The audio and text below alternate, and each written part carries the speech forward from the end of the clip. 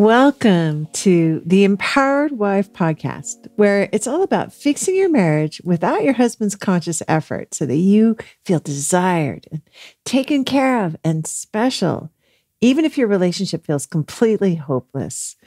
I'm Laura Doyle, and today I'm revealing 2 solutions when your husband hoards. My guest Kim's husband was always negative and moody, and she felt helpless to make her marriage feel hopeful and fun.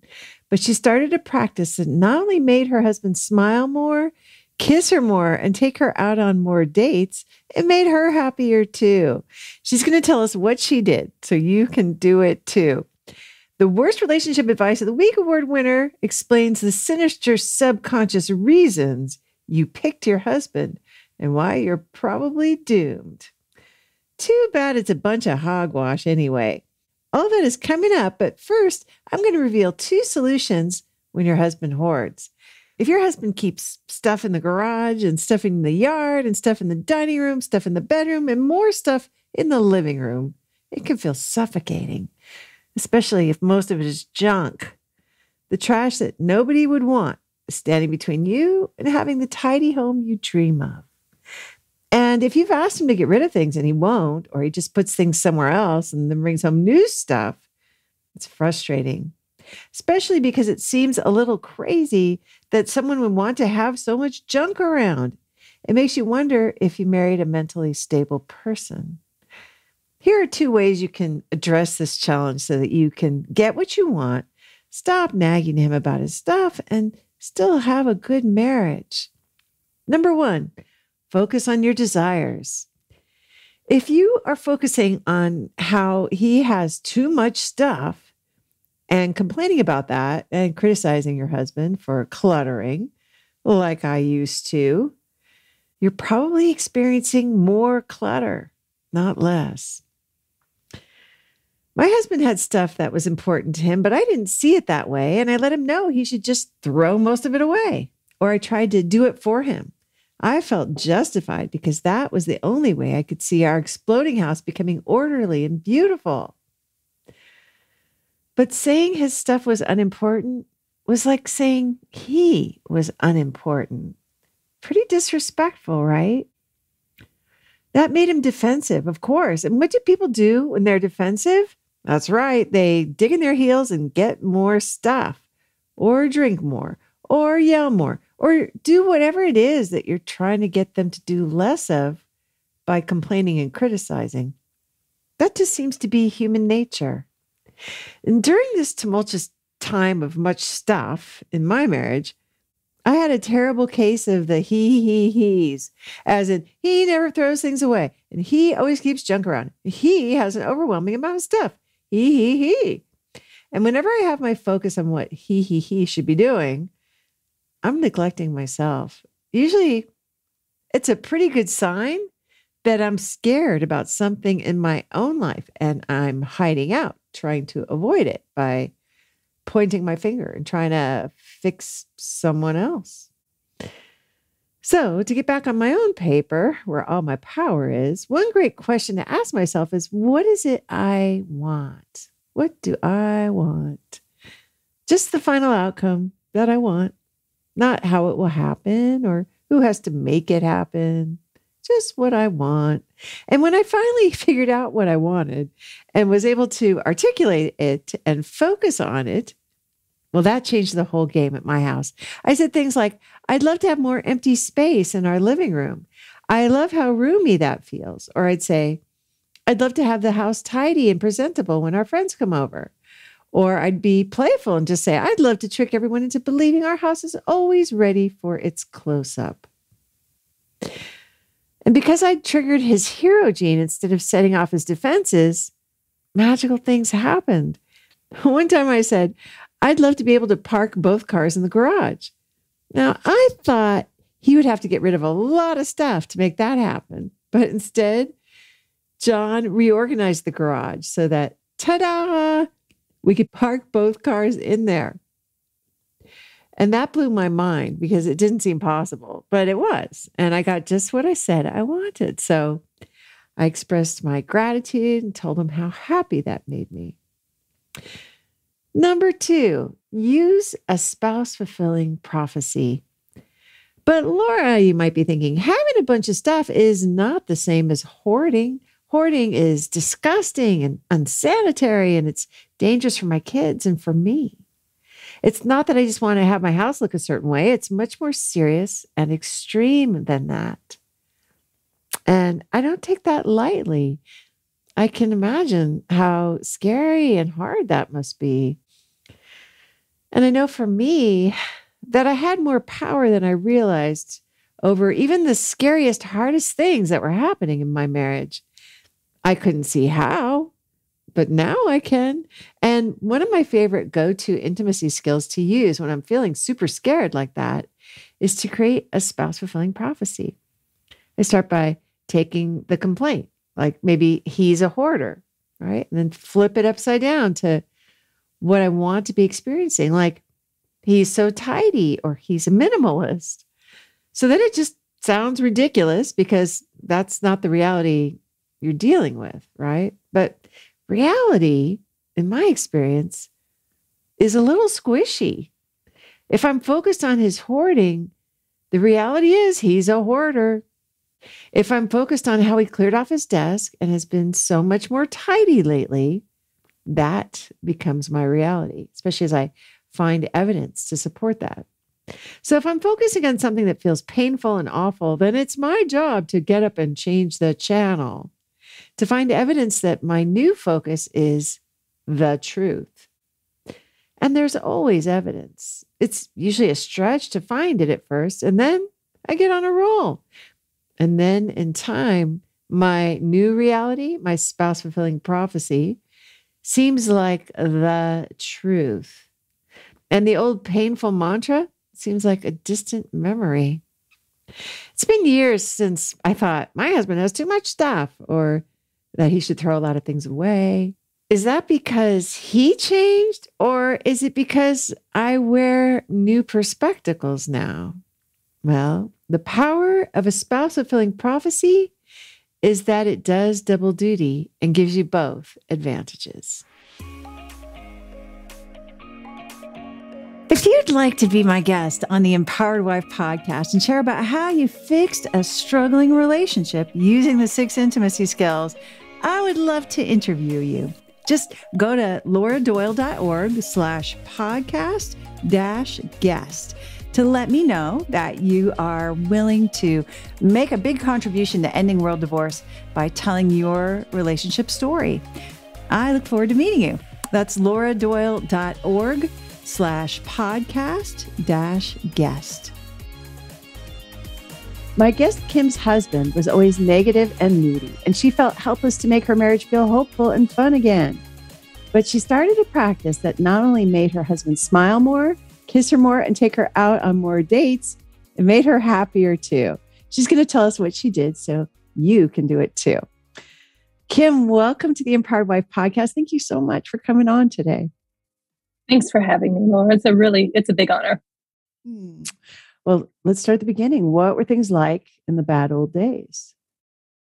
Well, we had been married for about 17 years when I just knew that I had to do something different.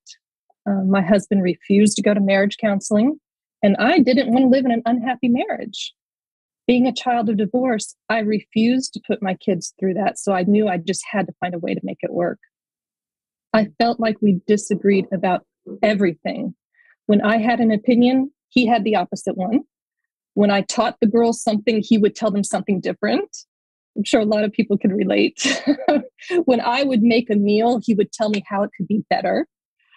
I would take all of these things so personally, and I just felt so disconnected and alone. I tried to make a joke out of these instances, and I would say, oh, of course I didn't do it right. But in reality, I didn't think it was funny, and I was crying on the inside and would just really shut down. For most of my life, I had bouts of depression and anxiety.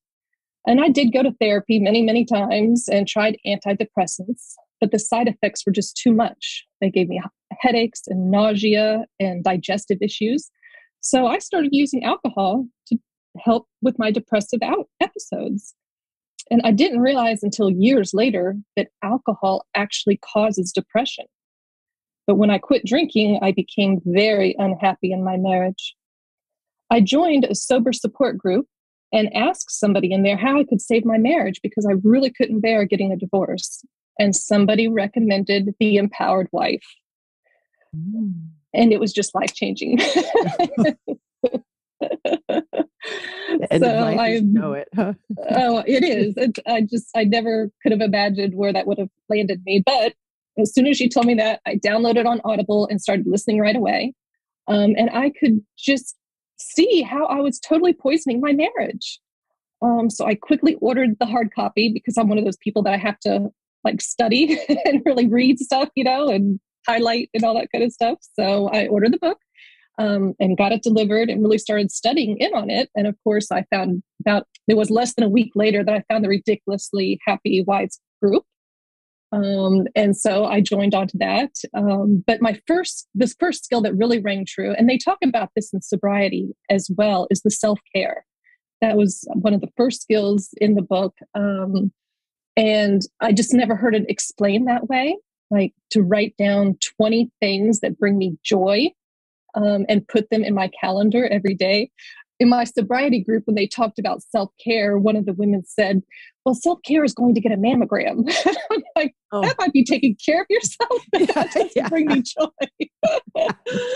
So the secret was finding stuff that really brought me joy. And it didn't have to cost a lot of money, So attending my Zoom meetings and connecting with other women who were like-minded was just so key to me. And it just made me feel not alone anymore, playing with my simple things like playing with my dog and going on a walk for enjoyment, not for exercise, but just to get out and get my blood flowing,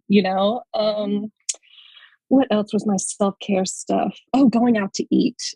I would never give myself permission to spend money. I thought it was being selfish to take care of myself or to spend money on myself. But now I do. I'm on this rotation.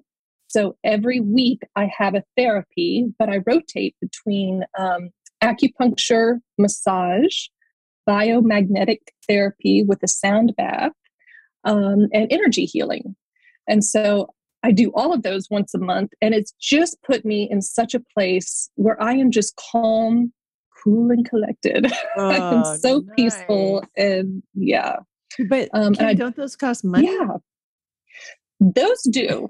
Yes, those absolutely do. But it's cheaper than a divorce.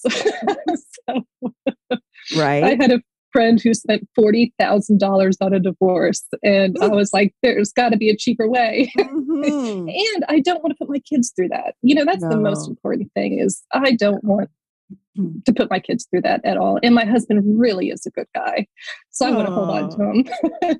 So, and also, it just sounds like you've kind of come to terms that you deserve a little bit of money spent on yourself too, right? Like that. And like you're saying, it's cheaper than a divorce, but Kim's worth that as well. So I love that. It's true. Yeah. I don't know why. I just never thought everything was too expensive. I can't, we just had to penny pinch, and it's just not true. We had the extra money. I don't know. I had a blockage there that I wasn't worth it. Yeah. And I am worth it. Darn it. Yeah. I just relate to you so much because I had that same thing. Like this whole saving money thing was such a big, that was front and center for me too. So I just love that you have broken through that also. Right. So not only can you do frivolous fun things, enjoy things, you can even spend money on some of them, not all, playing with your dog is free basically. Right. So, and taking walks, and the podcast. Oh, I can't tell you how much I adore the podcasts.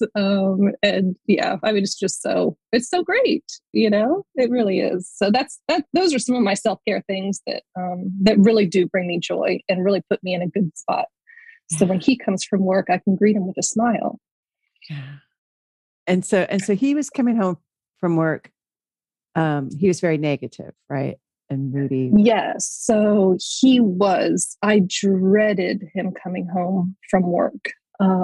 He was just, negative. He'd worked a really long, hard day.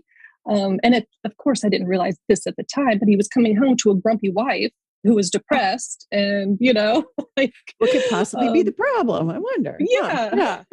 right, right. And he would be lucky if I got a welcome home from across the house, let alone now in your book. One of the things that I've done differently is I put down what I'm doing and I actually go greet him at the door with a smile on my face and, give him a hug and a kiss. And that just really changed everything. It really did. So it really did. That was the beginning of the change, the big change. How did he respond when you started doing that? He was delightfully surprised. At first he was like, "What's this?" And I said, "I just thought you deserved a hug and a kiss when you came home." Oh my gosh. And of course he got a big smile on his face. Yeah. I love it. So he wasn't Mr. Moody after that, apparently. No. I mean, he does. Yeah, of course. He's a human. He's a mere moral human. So of course he does have his not so good days. But when I'm greeting him with a big old smile and positive energy, how can you be grumpy around that? I don't know. You can't. Yeah, it's like one of the things that you talk about in your book is the wife mirror, how they mirror what we're putting out. And when I was putting out Miss Grumpy Pants, he was facing me, he was mirroring that back to me, Mr. Grumpy Pants. Yeah. Oh. So it's Mr. and Mrs. Grumpy Pants, maybe. Possibly. It was. Back. Okay, I love that. Oh, I love your accountability. So, and what else did you start doing differently? Those are big things, self-care and also... the self-care, yes. And showing respect. One of those things is duct tape. When we act like we have duct tape over our mouth, rather than being so reactive when he says something that I don't agree with, he has a right to an opinion too. We don't always have to agree, and that's okay, So it's just learning that, It's just learning that, yes, I can put my duct tape on and just nod or say, mm-hmm, or I hear you, or just say something to acknowledge that he does have a right to his opinion. And I have a right to mine, but I don't always have to be argumentative or combative about it. I can just simply know that my opinion's okay and keep it to myself. I love it. So you didn't feel like you were dumbing down or not honoring yourself by doing that? No, if it's something that I really feel needs to be voiced, then I will absolutely voice it. But for the most part, it was just, I don't know. It was just the old programming. We did not get married until I was 32. I was raised to be an independent woman. Mm-hmm. I had a career, and I knew how to take care of myself. And I just was raised that's just, you voice your opinion, you say how you feel. Little did I know that, it was probably chasing off any serious opportunity I had for marriage. Yeah. And by say how you feel, I know for me, it wasn't really about how I felt at all. It was about what I thought or what I knew to be true or something like that. Right. It wasn't even about saying how I feel might come off totally different, but I relate to you so much. Yeah. So, okay. So you're kind of just letting him have his thoughts out loud, even if you're not agreeing with them. You're taking care of yourself. Yeah, that, and yes, taking care of myself, the relinquishing control. So when I started when I started reading the book and practicing the skills, we had been shopping for a new truck for quite a few months. And he'd always ask my opinion and I would always tell him my opinion. And, it went on and on like this. And then when I started practicing the skill and learned that I just needed to tell him, I trust his opinion. I trust what you think. Whatever you think will be fine. And I trust you to make the right decision. And I had told him my desires, what I wanted. I did want a truck with a sunroof, and it had, of course, have 4 doors and 4-wheel drive and, all this stuff. But he came and asked me, he found the truck and he asked me my opinion. And that was the first time I had the opportunity to say, honey, whatever you think, I trust you'll make the right decision. He looked at me like I had lost my mind. He got a huge smile on his face. It was like, oh, really? And I said, yeah. And that was it. And we got a truck and it had my sunroof and, it had all the little gadgets that I wanted in addition to the things that he wanted. And yeah, and every time I get in that truck, I just feel so taken care of. And yeah, I'm so honored. Beautiful. So you're sure there Yeah. was a problem in this marriage before? Because it sounds pretty Oh, good. I know. Oh, Laura, it was that. I mean, at one time I went to look at condominiums. I was going to buy my own place to live. That's how bad it used to be. I mean, it was really, I was just so miserable. I really, really was. And yeah, I just knew that that's not what I want. When I really started putting it into action, like living somewhere else with my girls and how much my girls love their father. I mean, they adore him. And I was just like, I just can't do it. I just can't do it. I've got to figure out a way to make this work. And at the time I was still drinking. And that was part of the problem. Put the alcohol was making my depression worse. And I just did not realize it. So when I decided to get sober, that was like the turning point of me really taking my life seriously and, like taking care of myself seriously and doing what was necessary. And that's part of the acupuncture. It just regulates my system. All these therapies, it's not just for self-care. I mean, it's not just to make me feel good. Yeah. It does actually have medical evidence to work. Sure. Yeah. Absolutely. So all that stuff worked hand in hand. But then the other thing was the gratitude. So I started pouring on the gratitude, like just simple things like thanking him for going to work every day. I'm a stay-at-home mom and I homeschool my kids. And it's both of those things are very important to both of us. And it is challenging to live on a single income. But regardless, I just thought that I didn't have to thank him to go to work. That's just something he's supposed to do, And now just thinking back upon it now, I'm like, God, how naive. Like, I don't know. So I started thanking him and really gave him a sincere gratitude for going to work and working so hard every day so I can stay at home with the kids. And yeah, he couldn't believe it. He was like, well, of course I'm going to go to work. What else would I do? And I said, no, not every husband does go to work and work really hard. Some choose to sit on the couch. I appreciate that you're not one of those, Yeah. Not every mom gets to stay home and homeschool her kids. Oh, right. Oh, absolutely. Yeah. Yes. I've heard stories that, they're kind of like forced to work. But yeah, that's thank God. Thank God. And that's, another thing that resonated with me so much in your book was to choose faith over fear.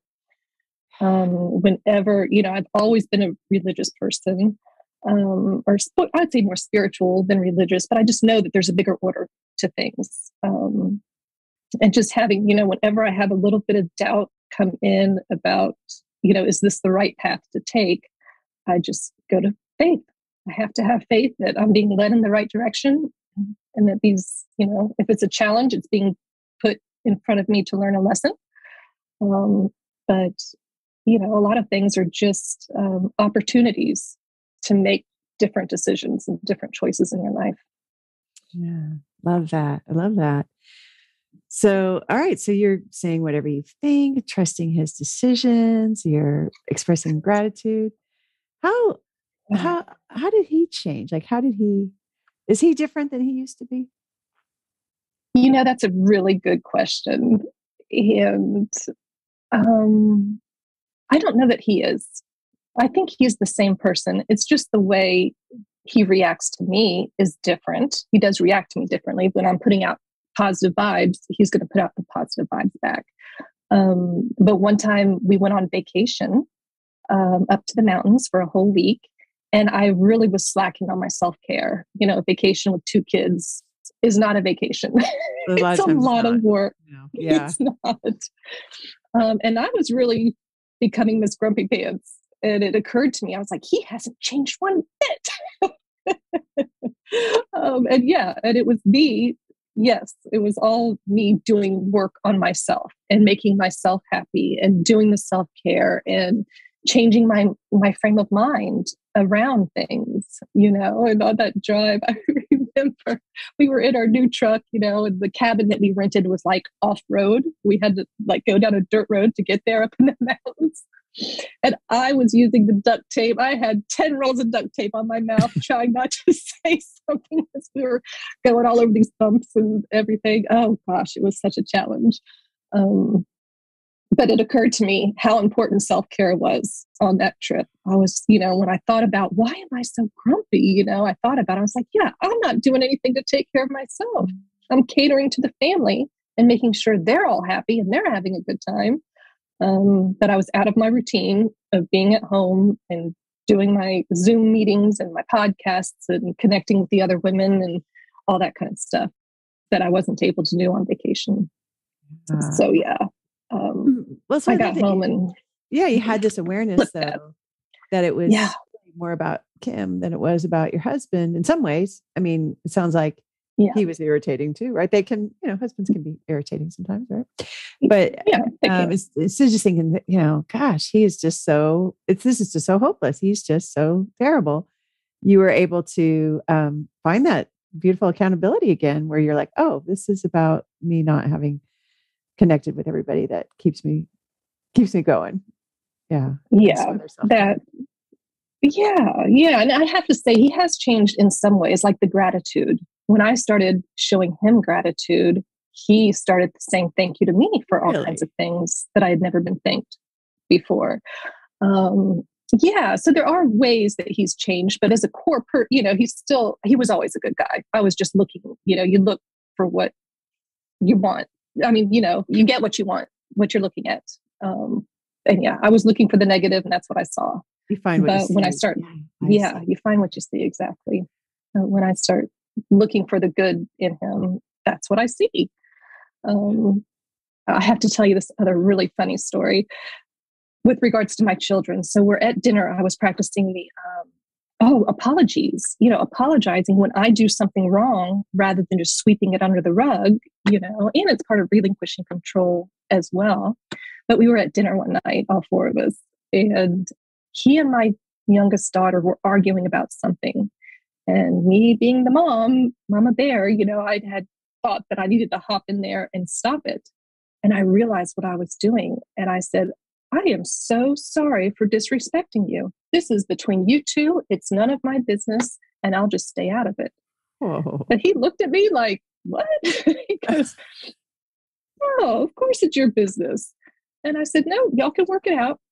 And it wasn't, he said, okay, something just like dismissive. And my daughter looked at him. She goes, I'm sorry, Daddy. Oh my gosh. And just like that, we ended up, all the tension was removed and we went on to have a nice, wonderful dinner. Unbelievable. But so you've been modeling apologies and your daughter picked up on it. Yes. How old is your daughter? She's 12 now. Okay. Mm-hmm. Yeah. One of them is 12. The other is 15.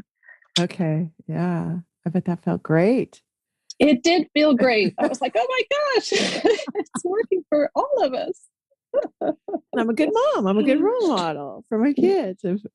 Something you'd like to pass on to them, I'm sure, right? To be accountable. Well, absolutely. That's another reason of doing this program is I want to teach them that they can have a healthy marriage, that, divorce is not a given in America, which everybody seems to tout that it is, but it's not. It doesn't have to be that way. So I would just want to model for them that you can have a great marriage and show them how to do it. And and other relationships too. It's helped with friendships, it's helped with my parents, it's like the skills just kind of emulate all around. And it's just really magical. How has it changed your relationship with your parents? Well, being more empathetic and just not arguing. They argue. Okay, sure. And throw bait at each other. Yes, between each other, and throw bait at each other and stuff like that. And I have given my mom a copy of the book. Ever so gently. But ever so gently. That's why I said, I just thought you might want to know what I'm doing. Kind of thing. That's a good way to do it. But it's given me a lot more empathy. I used to really get annoyed at them throwing bait at each other. But now it's not on my paper. That's their business. It's not mine. All I can do is control me. And so that's helped tremendously, just, refocusing back on what I can control. And that's my attitude, my mood, my behaviors, and what I allow in my bubble. Yes. So it sounds like probably your relationship with them is a little more peaceful than it was. Mm-hmm. Yeah. Yeah, it is. It is. So what's your marriage like now? Oh, we have a great marriage. It's not perfect. I'm not going to say that it is. This morning, actually, I don't like to be woken up. That's another one of my self-care things, is sleeping in. I don't set my alarm unless I absolutely have to. It's really, and he knows this about me. But at 8 o'clock this morning, he started playing his guitar, which echoed right upstairs and woke me up. And I didn't do my old habit, what would be like, why are you waking me up? I like to sleep in, and blah, blah, blah, blah, blah. And I just laid there and said, I'm so grateful my husband knows how to play the guitar. It was a stretch. It was a stretch, but I was totally just doing my gratitude. Like, I don't want to go down there grumpy, So regardless, when I felt that I could go down there without being Miss Grumpy Pants, I finally went down. And I didn't jump all over his case. Now, I wasn't Miss all free and happy and giving him hugs and kisses either. So I failed a little bit there, but at least I didn't jump all over him as to why he was waking me up. But for the most part, yes, we like, I can pretty much say we never argue. Never argue? We never argue anymore. We don't. If I get irritated, I will just retreat, either, go to my room or go outside, or, I will just find another place to go, because it's just not worth the loss of intimacy, or just, the overall, negativity in the house. I just run from negativity like it's fire. Oh, that's great. And I also, even in your guitar story, it sounds like you were also preserving your dignity too. Like, you didn't want to go downstairs until you could be, the kind of Kim you want to show up as, it sounds like. Yeah, it's very true. And when he comes home from work now, I have that little app that tells me where he is. Oh, yeah. So I know when he's on his way home from work, so I can, before he gets home, put my stuff down, do my 10 gratitudes, and just put myself in a good frame of mind. So that's another thing that I learned in the book. No matter what comes out of our mouth, our energy can be saying something else, right? So even when I would say, welcome home, honey, and have a smile on my face, my energy was like, yeah, you disrupting my self-care. Yeah. I've done it. So yeah. Now, whatever you think. That's not the intent, right? Yeah. Yeah. So now, before he gets home, I make sure to finish up with my self-care or whatever it is that I'm doing, and get prepared, like, energetically, to really greet him and be peaceful when he comes home. And, and he doesn't always come home with a big smile on his face. He's tired. He works really long hours in a really hard job. So I just try to just be a soft place for him to land, and just let him come home and just be peaceful. So yeah, it's just great. And I like spending time with him now. I used to try to find other things to do. And now, I will actually try to spend time together, play games, and, just go for a walk on the beach, or go out to eat. Oh yes, he started taking out on dates again. And the girls are old enough now that we can leave them by themselves at home. And we have a dog that barks really loud. They're safe. Yeah, they're safe. They're absolutely safe. So we will go out on date nights now, which we had not done in a couple of years. And it's just so nice, and hold hands, and just be together. It's just really nice and fun. And it's, the marriage that I dreamed of so long ago really is actually what we're creating now. And it is a work in progress. I do absolutely need my Laura Doyle community, because I do fall off track sometimes, and I need to be reminded of what I'm missing, where I'm going wrong, or, where I need to refocus in order to get back to that place of fun and light. I love that. Yeah. So it's the marriage of your dreams, and you were looking at apartments. So that's a big transformation, Kim. Congratulations on fixing your family. How do you think this has impacted your two girls? Oh, wow. That's a really good question. I have absolutely noticed that they are happier than they used to be.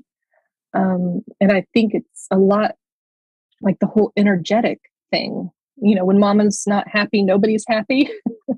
So I think they were picking up a lot of my energy, the unhappy energy.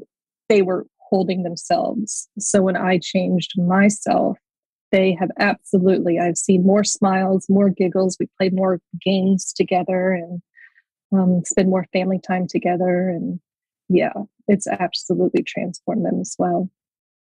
It's great. So a woman who's listening, and she's thinking, yeah, my husband's also negative and moody, and I don't want to be around him.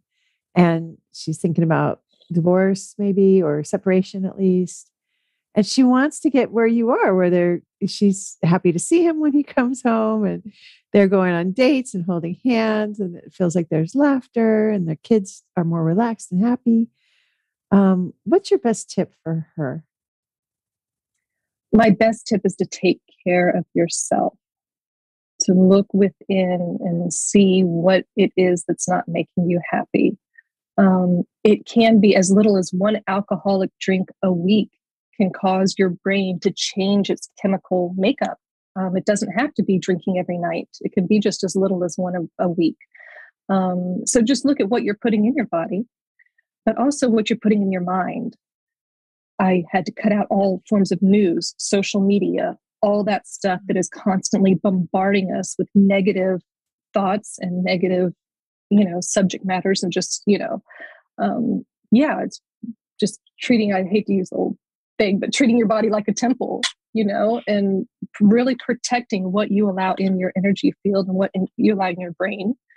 And of course, what you're eating, you are what you eat. So if you're eating a bunch of sugar and junky food, you're going to feel like crap. And then it's really hard to be happy when you don't feel good, and just doing all the things. Oh, that was the other thing, Laura, that I wanted to mention. I have thyroid disease, and I wasn't really good about going and getting my blood work taken every 6 weeks to make sure it was on the level. And my thyroid was way, way, way, way, way off. So now I have gotten it back to a place, and that can also cause depression, anxiety, and all this stuff. So, you can go to a doctor and get a blood test to make sure all of your hormone levels are at the levels that they should be. But when I went through menopause, I thought I lost my mind. I really did. And a lot of people don't talk about that, but it's something that should be talked about, earlier. Actually, I went through in my 40s. I was in early menopause. So I really didn't think that was in the realm of possibilities for me. But yes, after having some blood work done and getting on some medication, that has absolutely made a huge difference in my life. But yeah, just really take care of yourself and ignore, I don't want to say ignore your husband, but don't even focus on him right now until you get yourself in a good place.